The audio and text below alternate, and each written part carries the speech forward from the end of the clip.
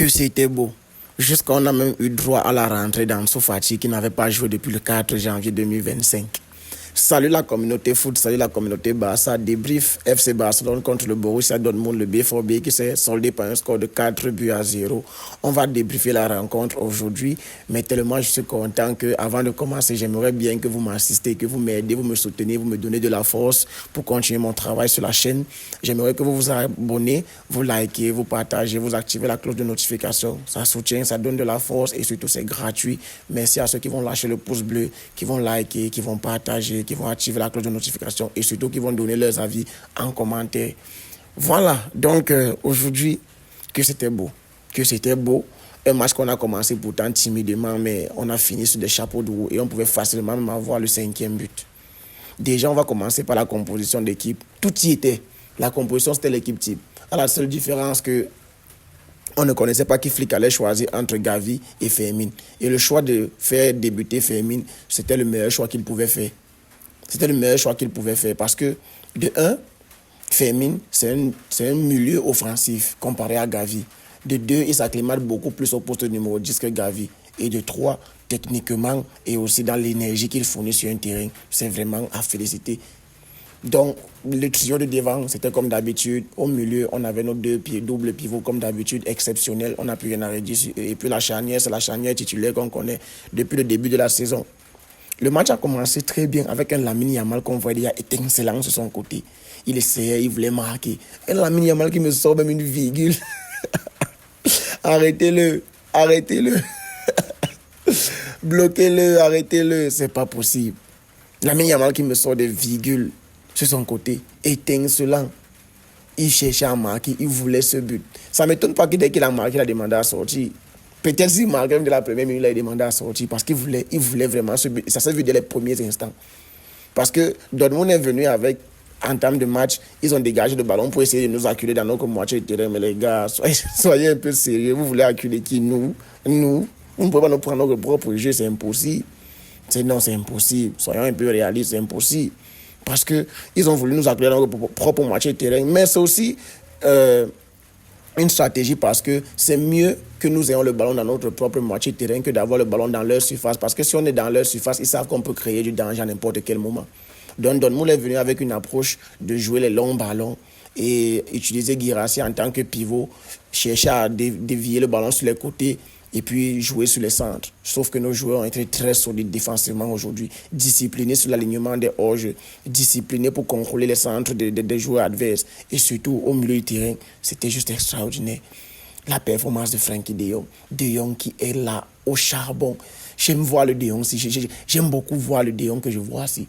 C'est jamais ma préférence pour Casado, mais Casado aujourd'hui, il est blessé. Donc, De Jong, j'apprécie beaucoup ce qu'il montre ces derniers temps. Beaucoup parce qu'il était un peu timide sur le fait de partir pressé, sur le fait de partir barré, sur le fait de faire des efforts. Mais aujourd'hui, ce que je vois de la part de Frenkie de Jong, c'est juste exceptionnel.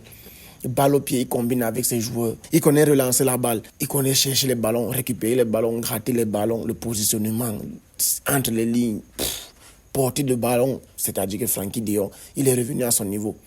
Comme je disais dans mon dernier débrief, peut-être même plus qu'à son meilleur niveau qu'on a connu à l'Ajax là.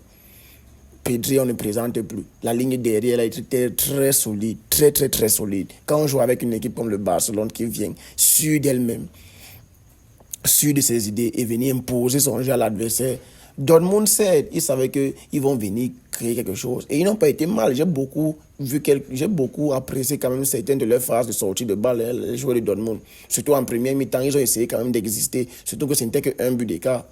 Ils ont essayé d'exister, que ce soit par leur manière de sortir le ballon. Mais sauf donc que la matière première, ça veut dire que les joueurs que tu as sur le terrain, ça fait la différence. Parce que tu peux être le meilleur tacticien au monde. Et ça s'est vu que Dortmund proposait quand même des choses intéressantes, mais les joueurs qui avaient sur le terrain, quand tu vois l'occasion que Guirassy rate là, il se retrouve seul face à Chesney, il loupe carrément le ballon, ça pouvait facilement faire 1-1. Et plusieurs autres occasions qu'ils ont eu, mais ils ont gaspillé. Parce que Baldé a fait deux erreurs en deuxième mi-temps, mais Dortmund n'a pas su concrétiser. Dortmund n'a pas su piquer au moment où ils avaient les une ou deux fois que le Barcelone a manqué de concentration, ils n'ont pas réussi à concrétiser leurs occasions.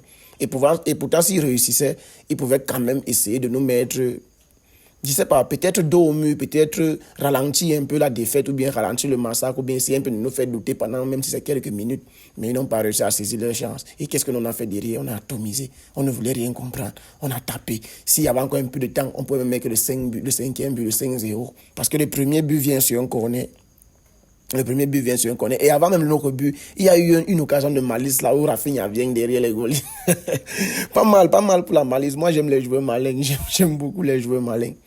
Donc, notre premier but vient sur un coup de pied arrêté. À un moment donné, moi, j'ai cru qu'on allait annuler le but là. Moi, j'ai cru qu'on allait annuler. Et j'en voulais tellement à Rafinha que pourquoi tu touches? Laisse. Koubassi a déjà marqué. Laisse. Ça allait rentrer de toutes les manières. Mais tu sens que Rafinha a besoin de se mettre en confiance. Et pour ça, il veut les buts.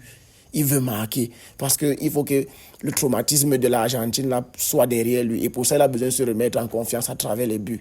Parce qu'une fois qu'il avait déjà marqué, là, on a vu un Rafinha beaucoup plus gentil, beaucoup plus altruiste, beaucoup plus dans les efforts et dans la distribution. C'est chercher à faire marquer ses partenaires, essayer de combiner avec Lewandowski, essayer de combiner avec Baldé, essayer de combiner avec Pedri. On a vu un Rafinha épanoui en fait. On a vu un Rafinha épanoui. Ce but lui a vraiment fait du bien. Et il fallait ça. Sauf donc qu'il a failli être hors jeu. Mais quand on est venu sur le semi-automatisé, on a bien vu qu'il n'était pas hors jeu. Donc, tant mieux pour nous. On ouvre le score. Mais Dortmund, quand même, vu que ce n'était qu'un but d'écart, ils ont continué à vouloir jouer au ballon, rester ferme sur leurs principes. Leur coach aussi, quand même, qui est tactiquement fort. Il ne faut pas se mentir. Le coach là, il est bon. On part à la mi-temps, on mène seulement 1-0. Et en fin de premier mi-temps, j'ai vu un Barcelone qui reculait, qui doutait un peu, qui... Je sais pas ce qui nous arrivait, mais c'est comme si on avait peur de concéder. Je sais pas, on était un peu crispé. Mais quand on revient à la deuxième mi-temps, et on réussit à trouver la faille pour mettre le deuxième but, superbe centre de Yamal, déviation de Rafinha, but de Lewandowski de la tête. Ce but, vraiment, je sais pas, c'était un peu comme si on jouait au ping-pong. Jusqu'à même Flick a sauté à la place de Lewandowski pour t'aider pour lui. Lewandowski n'avait plus qu'à diriger le ballon dans les goals. C'était déjà devant la ligne, comme ça, il fallait juste pousser. Et il était là, le renard de Sifas, Lewandowski. 2-0 et à ce moment, le Barcelone a dominé totalement la rencontre. Dès le moment que le deuxième but est entré, Dortmund n'a plus vu du bien. Ils n'ont plus vu clair dans cette rencontre parce que le Barcelone les a appuyés. Récupération haute, récupération basse, la défense qui récupère les ballons inégaux, solides, Koundé solide, le milieu de terrain très malin, le gardien est bon, devant Yamal qui crée les différences, Rafinha qui est dangereux dans le dos, Lewandowski qui cherche à venir jouer bas sur le terrain, essaie de combiner, gratter les fautes, se proposer, bref, du classique, du flickball, et c'est comme ça que le troisième but arrive. Regardez-moi la passe de Lamine Yamal sur ce but, Seigneur. J'espère que c'est lui qui est homme du match. Et si ce n'est pas lui, quand même, peut-être c'est Lewandowski avec ses deux buts. Mais gars, donnez-moi cet homme du match à Lamine Yamal. Regardez la passe qu'il fait à Fermin pour que Fermin serve Lewandowski derrière. Et dans ce but, Lewandowski sort de la gauche. Parce que c'est Rafinha qui est en position axiale. Ça veut dire que Rafinha absorbe les deux centraux de Dortmund pour que Lewandowski puisse faire un appel croisé et venir se placer maintenant à l'axe en retrait pour recevoir le ballon de Fermin. 3-0. Lewandowski. La même flasque du gardien en face. 3-0. Jamais 304, les gars. Il y avait encore le temps, on pouvait mettre le quatrième but. Parce qu'à 2-0, déjà, moi, je n'étais pas satisfait. Si le match là finissait 2-0, je n'allais pas être satisfait du tout parce qu'on avait largement montré qu'on était très au-dessus de Dortmund. Et 2 buts seulement, ça ne suffit pas. Donc à 3-0, quand même, voilà. J'étais un peu légèrement satisfait, mais au vu de ce qu'on proposait, on pouvait largement marquer encore beaucoup plus. Il y avait encore le temps, voire 20 minutes derrière. Et le quatrième but est venu. Passe de Rafinha sur Yamal. La finition de Yamal pointu du gauche. Et là, tu vois Kobel, un photographe comme pas permis. Ça me rappelle le but de Rafinha en phase de Ligue contre Dortmund. Si Kobel avait aussi filmé son but. C'est ce qu'il a fait aujourd'hui sur le but de Yamal. Parce que même moi, je croyais que Yamal avait peut-être essayé de crocheter pour revenir sur son pied gauche. Mais non, il est parti pointu du gauche. 4-0. Et on pouvait mettre le cinquième but. Quand Ansu Fati est entré, il a eu une grosse occasion derrière. Il essaie de combiner avec Rafinha. Beau retour du défenseur de Dortmund qui nous empêche de partir chercher le cinquième but. On pouvait largement chercher le cinquième but. On a dominé Dortmund dans tous les aspects du jeu, notamment en deuxième mi-temps. On a commencé le match timidement en première mi-temps, mais en deuxième mi-temps, en fait, au fur et à mesure de la rencontre, on est monté en puissance. On a acculé Dortmund. Il ne savait plus où se positionner. Il dégageait les ballons en catastrophe. Bref, c'était la panique totale derrière. Et à 2-0, j'ai vu l'expression faciale de leur coach. J'ai senti que c'est mort. J'ai senti que lui-même l'a compris que c'est mort. On les a déjà gagnés au Signal Iduna, ou bien c'est Signal Iduna Park là-bas. Voilà. Donc, on peut encore le faire. Rien n'est perdu, même si c'est 1-0, même si c'est un match nul. Mais on peut largement les battre chez eux. On a déjà fait ça cette saison, donc rien ne peut nous empêcher. Honnêtement parlant, c'est vrai qu'il ne faut pas se... On ne va pas être en avance de nous-mêmes. On ne va pas se prendre les ailes, mais soyons honnêtes, on est déjà qualifiés en demi-finale. On est déjà qualifié en demi-finale. Parce que Dortmund ne peut pas nous battre 5-0, même pas 3-0, même pas 2-0. Si Dortmund a tué, ils nous ont marqué, ils ont gagné avec un but d'écart, peut-être parce qu'on a voulu faire reposer les joueurs, peut-être parce que, je ne sais pas. Mais la Hansi Flick ne va négliger, ne va laisser aucun détail. Donc je ne pense même pas qu'on va partir blaguer là-bas au retour. Si on a l'occasion de les taper 2 fois, on va le faire pour se qualifier. Et montrer qu'on est dominant dans cette Champions League et qu'il faut que tous les adversaires nous craignent. Oui, s'il faut le démontrer, il faut le démontrer. C'est comme ça, on ne néglige aucun match. On joue sur tous les tableaux, c'est le triplé ou rien. Parce que quand tu vois comment on a dominé Dortmund ce soir, oh là là, quand tu vois l'expression du coach avec, tu sens que c'est mort. Tu sens que c'est mort. Donc aujourd'hui, Yamal qui demande à sortir après son but. J'étais content de voir Ansu Fati. Moi, je ne suis plus dans le train Fati depuis longtemps, mais j'étais quand même content de le voir. Les photos qu'on voit des entraînements qui montrent qu'il a la détermination, il veut jouer, il est engagé aux entraînements, toujours souriant et tout. Et puis la collade avec Hansi Flick avant qu'il n'entre aussi m'a fait plaisir. Ce que Hansi Flick lui dit à l'oreille avant qu'il n'entre. J'espère qu'on va voir un peu plus de Fati. Sur 1 ou 2 touchés de balle qu'il a fait ce soir, pas mal, mais il faut lui donner plus de minutes pour voir vraiment ce qu'il peut apporter. Donc je suis content de la victoire ce soir. L'écart de score qu'on a fait, on a plié le match dès le match aller. C'est ce qu'il fallait faire. Plier le match dès la maison. Pour qu'au retour, on ne soit pas en train de stresser, à faire les calculs, à dire qu'on est à l'extérieur. Est-ce que non? Jouer le retour à domicile est mieux. On aime ça parce que voilà, c'est sur le retour que tout se décide. Mais si c'est le calendrier nous a mis en sorte que les quarts de finale, les demi-finales, on va toujours commencer à jouer l'aller à domicile.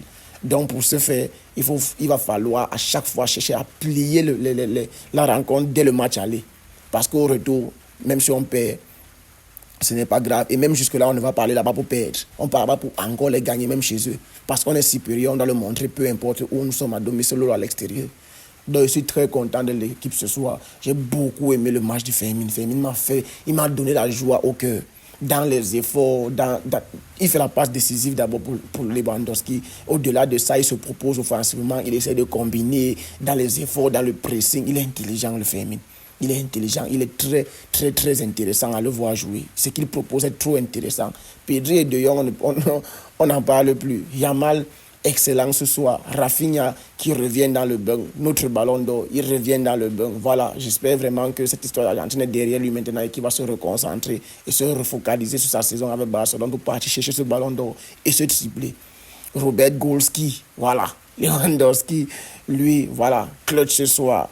Tout ce qu'on voulait, tout ce qu'on lui demande, c'est ça. Nous marquer les buts pendant des moments cruciaux et les moments importants. La rentrée d'Eric Garcia, impressionnante. Ce qu'il fait en tant que double pivot au milieu de terrain, là, c'est aussi intéressant depuis pas mal de temps maintenant.